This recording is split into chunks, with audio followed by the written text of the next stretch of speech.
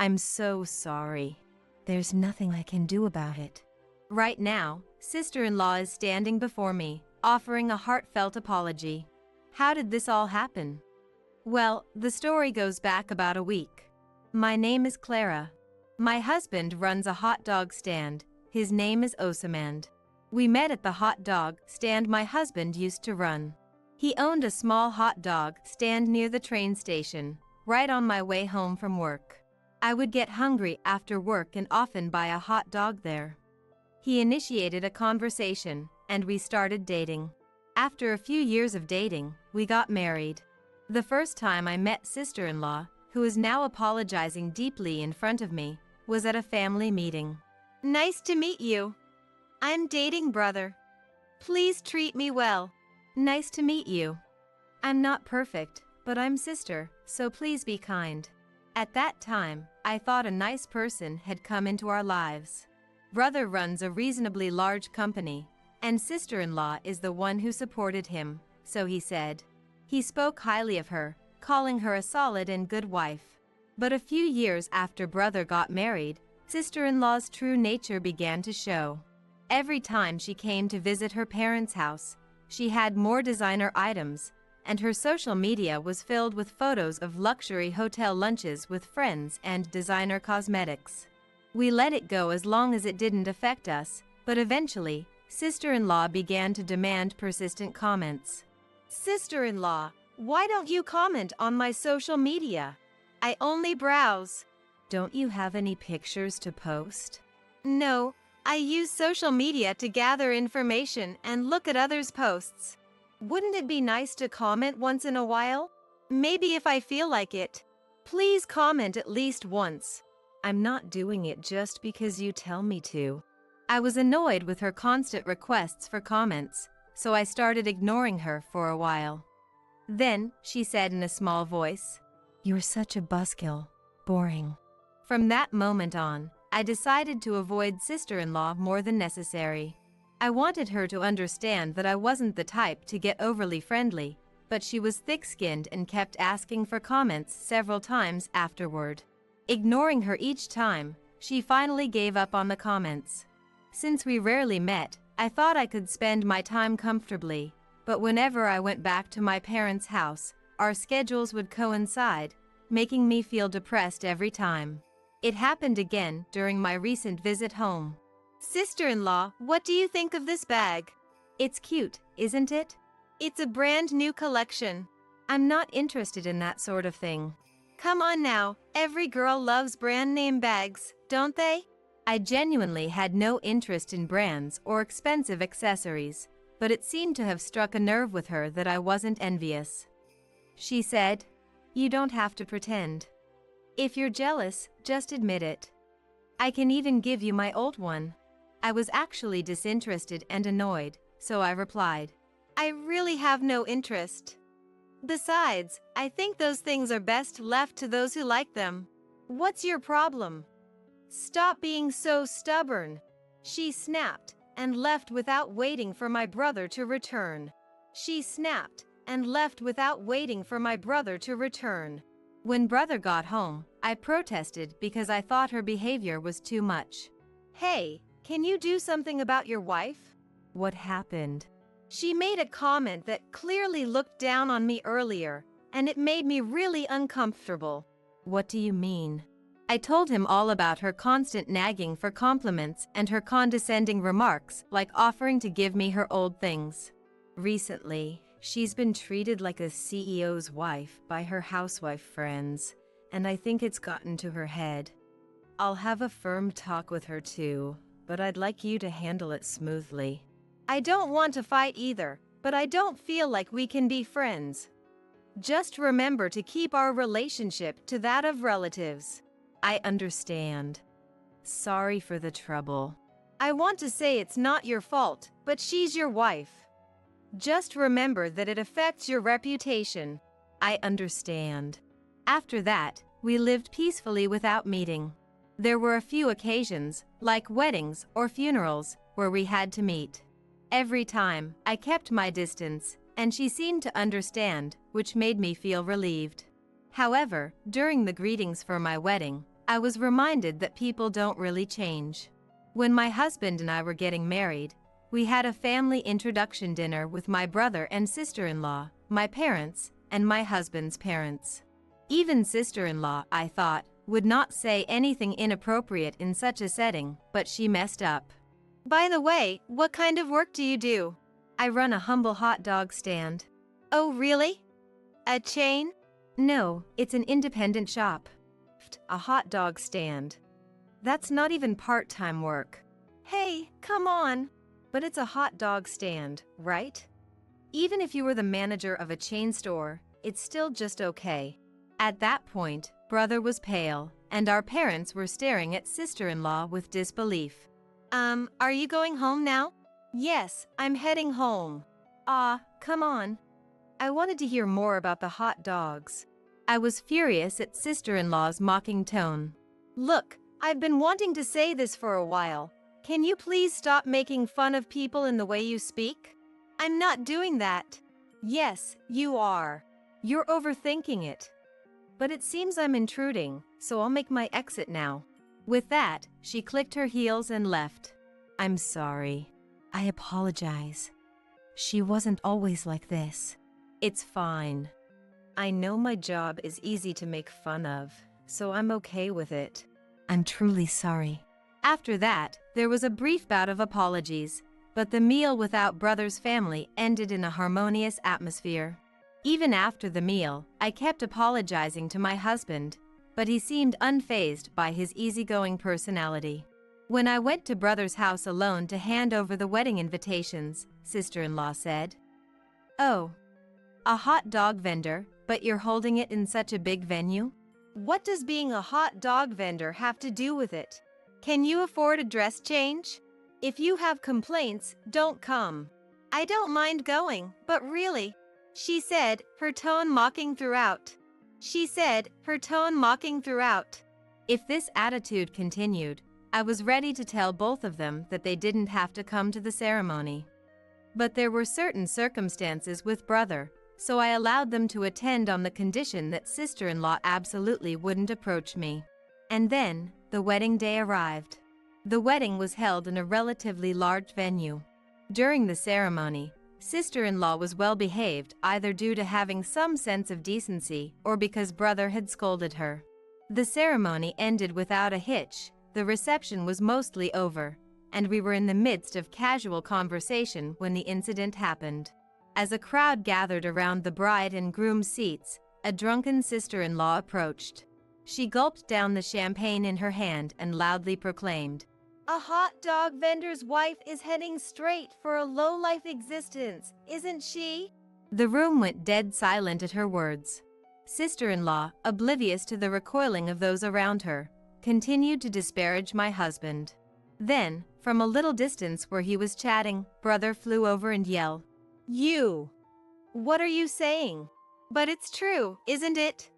Being a hot dog vendor's wife is pretty low, right? She'll spend her life filthy in front of the kitchen, that's how it feels. You! Just shut up! Why are you defending her? It's the truth, isn't it?" At that moment, my husband stood up and said, "It's over." "What?" Right then and there, brother turned to those around and offered a heartfelt apology.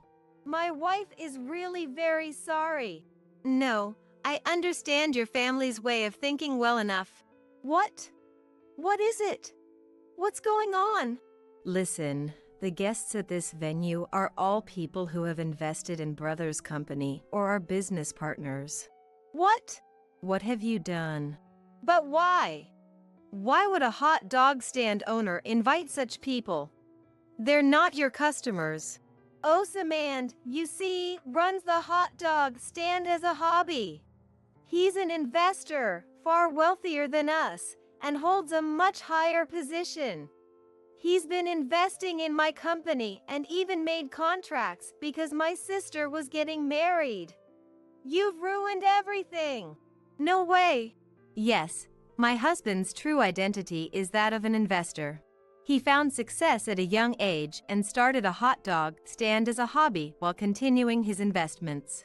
However, as he mostly entrusts others with the work, He has a large network but lives modestly, without any extravagant lifestyle.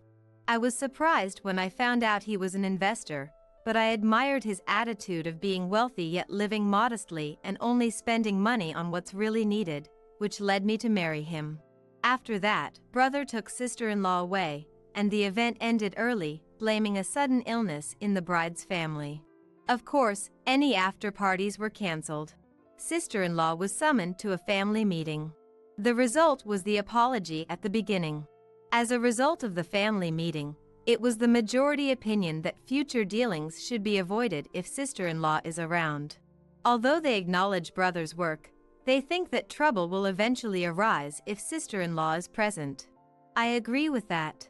After all, it did become a big issue. Please forgive me. I apologize. I want to protect the company, and I can't go on with you. Divorce. You can ruin someone's wedding and still ask for forgiveness? Impossible. If you're here, I can never enter this house again. Divorce. I can't either. I can't associate with someone who thinks like that. The family's opinion was consistent. If sister-in-law is involved, it's impossible. If anyone had taken her side, they would have had to think about the future, but fortunately, everyone agreed. The compensation will be offset by the cancellation fees for the after-party and the post-party, as well as the return of the gifts. Your family has been notified. Pack up and leave by this weekend. What? Why do we have to pay for that? Of course you have to. We couldn't hold the after-party or the post-party, and we had to return the gifts because you ruined the wedding. We're all business owners, so the amount of money is significant. If you don't believe it, look at the recorded amount. Indeed, the amount returned was quite large. First, most of the attendees were business owners, and since many of them had invested in the husband's company, many were generous with their gifts. The total amount came to about $50,000. Honestly, I thought if we had this money, we could completely offset the wedding costs, but that's a secret. Sister-in-law was breaking down in tears after seeing the recorded amount, but it was none of my concern. You should have behaved yourself. But I didn't know. You shouldn't look down on people just because you didn't know. And you shouldn't judge people by their profession. But you said you were a hot dog vendor. I didn't say anything wrong. I was going to explain later, but you're the one who made a fuss. You didn't even tell me about the people at the venue. You were planning to be mean from the start. If you were truly involved in brother's work, you'd certainly recognize those faces. No need to tell you. Besides, if you were really friends with me, you'd know who was coming and what positions they hold. Yes, she only supported brother at first. After that, she seemed to focus on having lunches, dinners, practice sessions, and fun with the president's wives. So, she didn't know the faces of brother's business partners, nor did she know about her relationship with her husband. She didn't even seem to know what kind of work brother was doing now. If she had been working with brother, she should have known who the business partners were, and normally, she should have supported him as an entrepreneur's wife. But sister-in-law said, "I'll work hard on my relationships with women, so you work hard at your job. Entertaining the president's wives is part of the job." And she didn't seem to listen. Though he tried to tell her several times, sister-in-law maintained an attitude of, "I'm doing my best on my own." And it seemed like brother had given up. "You're the one who cut off the friendship. I don't like your snide remarks. They belittle me. Besides, you don't normally say things to diminish the groom at someone's wedding. You keep it to a greeting." Wah! Sister-in-law was sobbing like a child, but it had nothing to do with me. "Sorry, but can you take her away quickly? She's noisy." "I apologize, but my daughter's parents are coming here to pick her up today." "What's that? You never intended to forgive her in the first place." "Of course not. Besides, I'm turning a blind eye to your overspending, so be grateful." Or shall I charge you the $80,000 for the overspending? It won't be offset. Inwardly, I thought, so she overspent beyond our means, huh? But I felt a little lighter knowing I didn't have to deal with sister-in-law anymore. After a while, sister-in-law's parents arrived and tried to apologize deeply at the entrance, but I said, I don't need that, and I don't intend to forgive her. Can you please take her back quickly? Sister-in-law's parents simply said, We're sorry, and took sister-in-law away. Later, I received a DM from sister-in-law on social media. I'll never forgive you for stealing my glamorous life as the CEO's wife. You're rich, so pay me $100,000 as compensation for ruining my life. Or, let me meet brother, and tell him that I've forgiven him, so we should remarry. I'll forgive you for ruining my life if you do that. And send me gifts for the birthdays and anniversaries you've missed. I'll forgive you if you send me some of the latest designer bags. The DM read. I quietly forwarded it to brother. From what I heard, sister-in-law seems to be living alone in a small apartment, having even been kicked out of her family home. Apparently, after the divorce, she'd written something like a contract, stating that if she ever tried to contact me or brother, she would have to pay a used-up fee, and since she broke that agreement, sister-in-law received a bill for $8 million. Sister-in-law tried to get her parents to pay, but sister-in-law's parents were a typical middle-class family. Even though she's their only daughter, it was not an amount they could casually pay. As a result, they told her to pay on her own, and that they knew nothing about it, and she was driven out of her family home, now pursued by brother for repayment. For a while, I kept an eye on sister-in-law's account, but whether she ran out of photos or her friends found out about the divorce, sister-in-law's social media account was gone before I knew it. As for me, I'm working happily with my husband. The work is tough since it's a new job, but chatting with my husband's investment clients and students after school makes it enjoyable. Since my husband isn't fond of luxury, we live a modest life together. The other day, I thought I saw sister-in-law. She looked completely different from her once neat appearance, wearing saggy old sweatpants and cheap slippers, carrying shopping bags. I thought, if only she had listened to what people told her, this wouldn't have happened, but I decided it was a waste of time to feel sorry for her and stopped thinking about it. Mom. Long time no see. How are you? After a long time, a call from Grace, my daughter living far away. What do you mean, how are you? You hardly ever get in touch. I wish you'd call more often. I'm sorry. That's why I'm calling now, right? And, sorry it's so sudden, but can I stay with you for about a week starting tomorrow? Grace got married 5 years ago and hasn't shown her face even once since the marriage greetings. Sometimes I send a message asking if she won't come home for a visit, but she says she can't find the time or can't get time off work, and she has stopped coming by. Now, my only daughter is coming home for the first time in 5 years. I was thrilled and immediately reported it to my husband, Joseph, when he came home. Then he said, Grace is something wrong? Something wrong? Do we need a reason for her to come visit after so long? No, we don't, but it's just so sudden, he muttered, tilting his head. The next day, Grace returned home, and we had our first family reunion in 5 years, the 3 of us. Just when I thought Grace was taking a bath, she seemed to be looking for something. Mom, can I have a week's worth of old newspapers? They make the closet warm. What? Sure, but old newspapers for a closet? I didn't quite understand what she meant, but thinking she might have started keeping a pet or something, I handed her the newspapers and gave Grace the closet she would use tonight. Thanks for going out of your way. It's been a while since I've slept in a closet. What? What do you mean? My name is Madison. I live with my husband, Joseph, who just recently turned 60. Joseph is very serious about his work.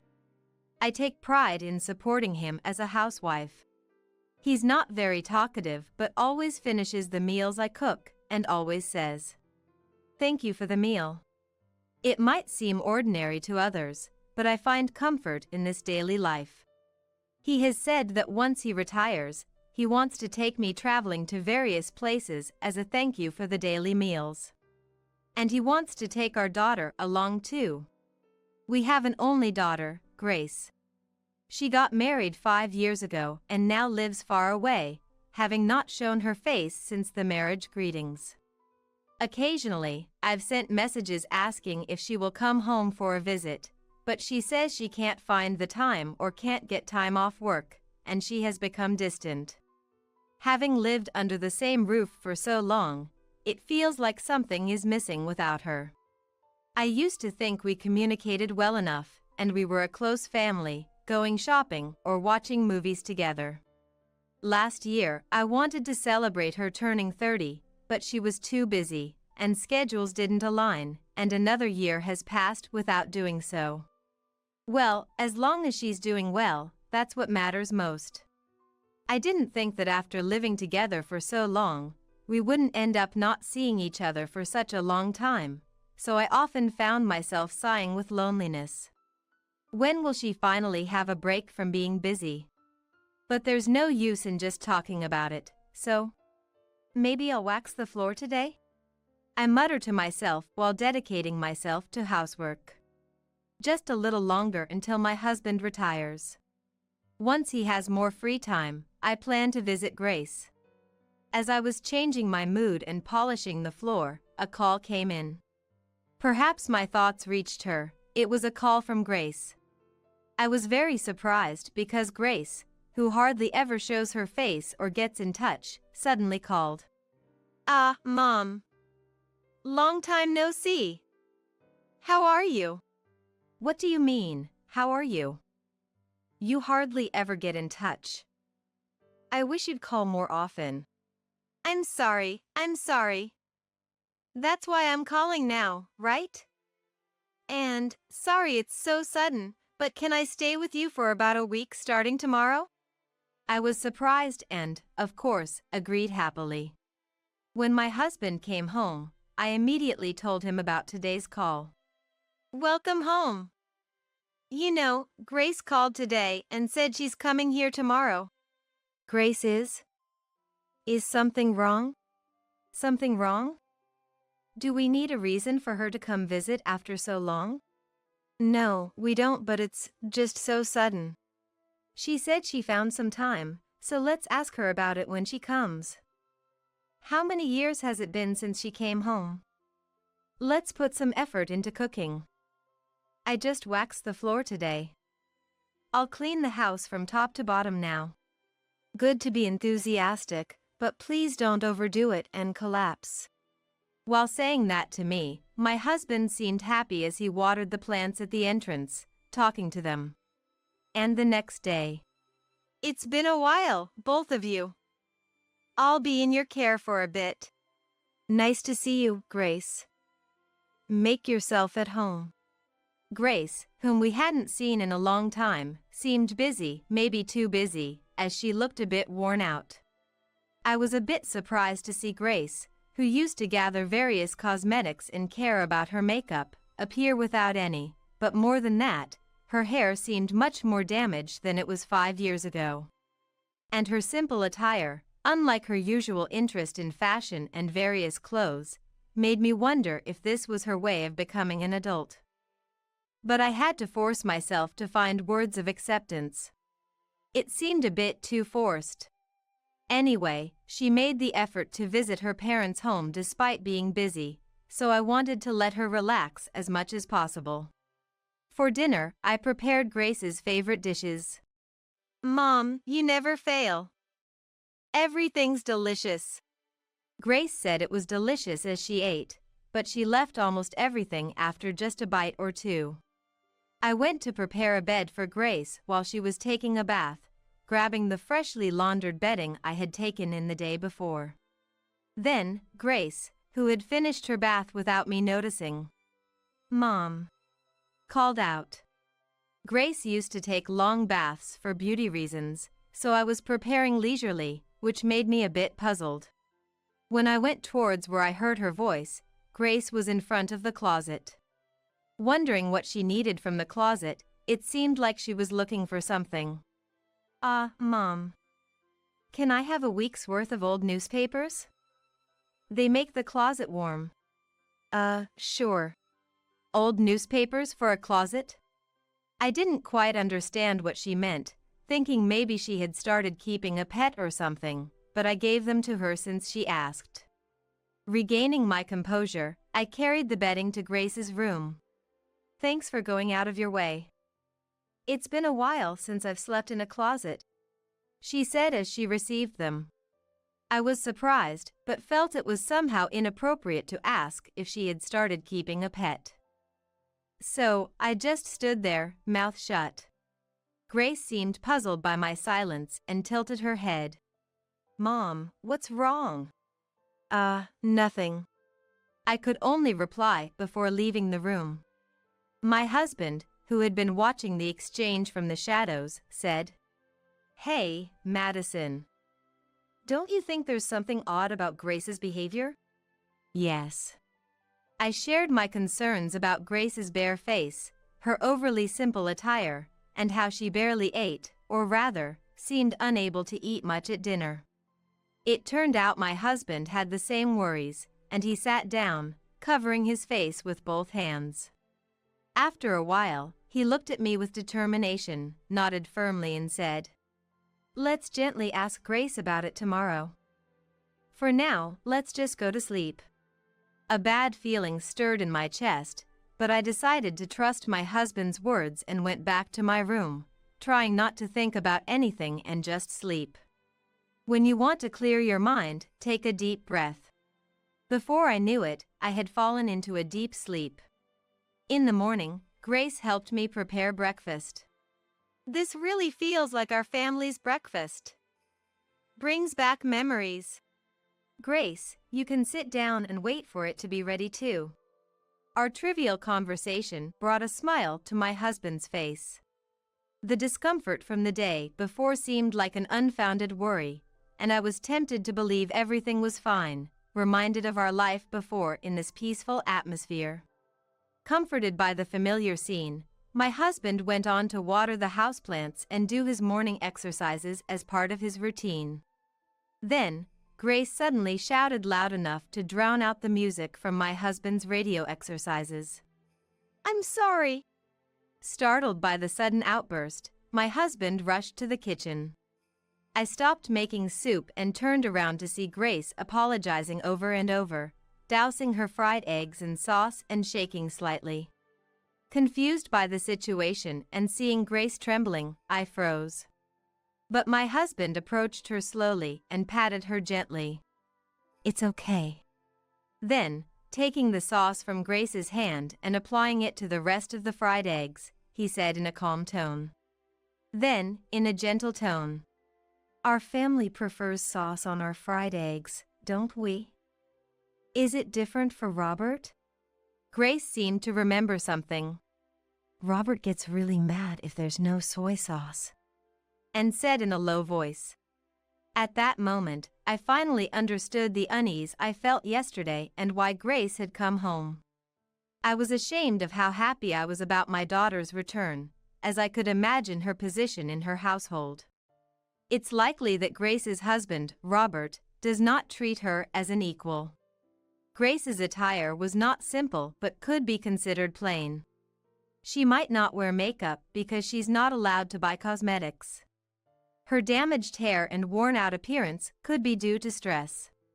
I had thought Robert, Grace's husband and a colleague who is 4 years her senior, was a sociable young man with a refreshing smile when I met him, but I found myself clenching my fists in anger that I could not suppress.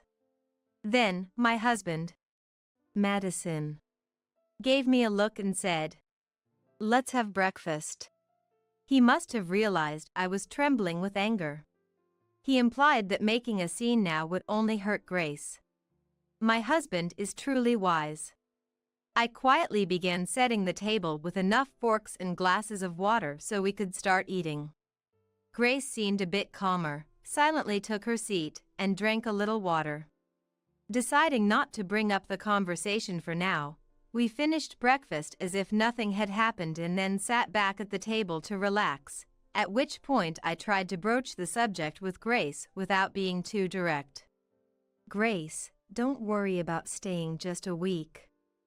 Feel free to stay here without any reservations. Grace glanced at her dad for a moment, then averted her gaze and whispered. But Robert won't allow it. When I asked if she was worried about Robert, she hesitated before saying, Not exactly, but... and looked down. Realizing that pursuing this topic might corner Grace made me feel uneasy. Yet, to protect her, it was clear we needed to hear her story to separate her from Robert. My husband, with a determined look, told Grace, I'll do anything for your happiness, so lean on us without worry. Grace remained downcast for a while, but then lifted her head and began. Actually, she prefaced before slowly starting to share the details of her married life. The conditions she described lightly surpassed our imagination in their deplorability.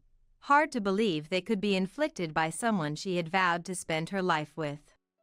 For starters, even before their marriage, unreasonable demands and verbal abuse were often hurled at her in the workplace, and once home, she was subjected to cruel words that denied her very personhood and simple verbal abuse.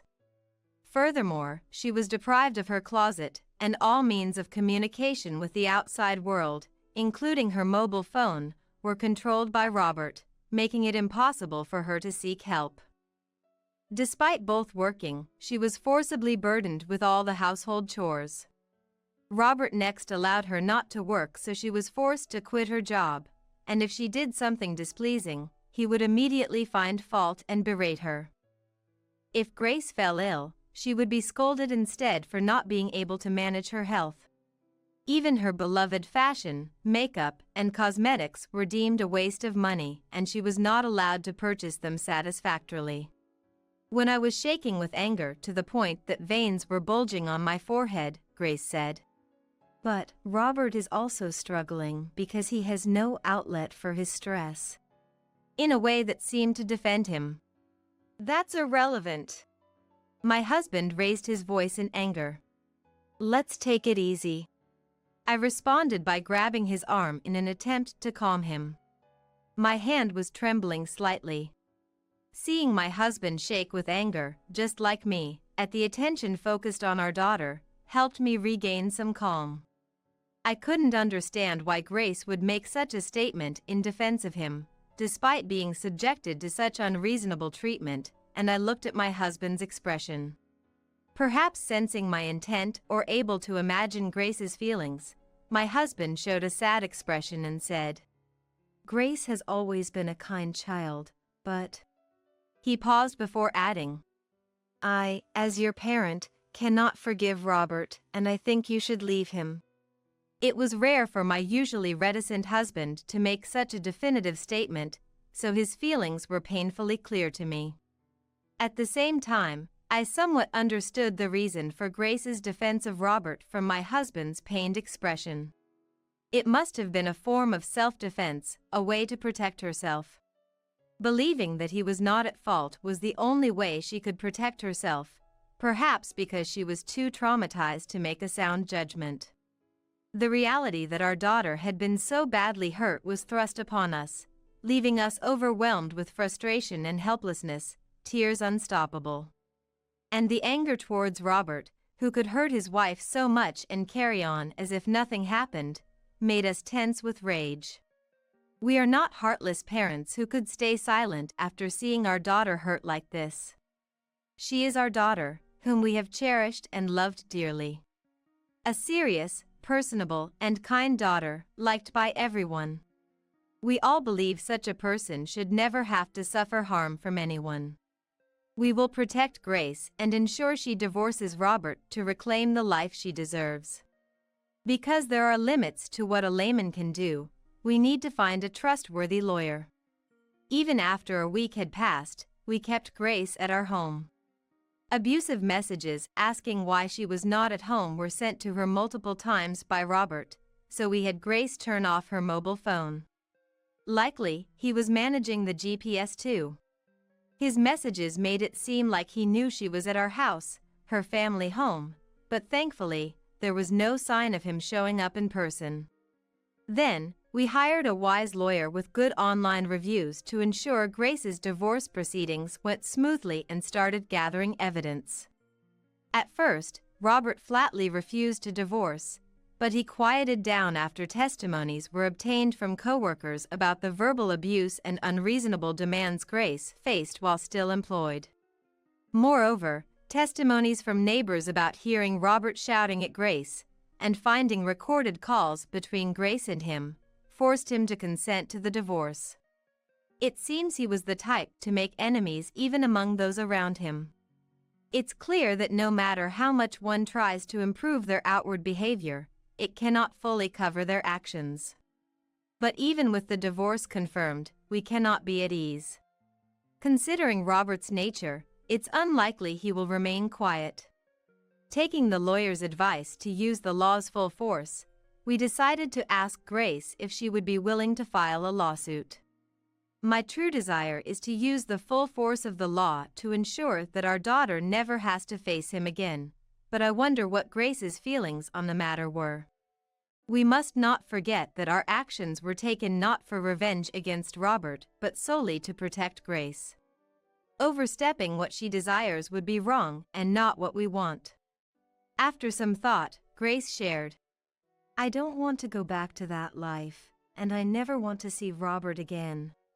Therefore, we decided to do everything we could, which included seeking a restraining order through the courts. Surprisingly, the restraining order was easily granted, and Robert was ordered to pay a significant amount of compensation. The crime of trampling on human dignity was recognized as grave, and it felt like a slight weight was lifted from our hearts. Grace, a bit more spirited now, understood how far from normal her situation had been and had secretly confided the real circumstances, which she couldn't share with her parents, to the lawyer who had been helping her. Though usually bound by confidentiality, this time the lawyer informed us, suggesting we take care of it as a family or, if necessary, introduce her to a specialist, that before marrying, Grace had a good relationship with Robert as colleagues. They were seen as a perfect couple by those around them, carrying a good image. However, as time passed, only Grace's honesty, work ethic, and achievements were recognized.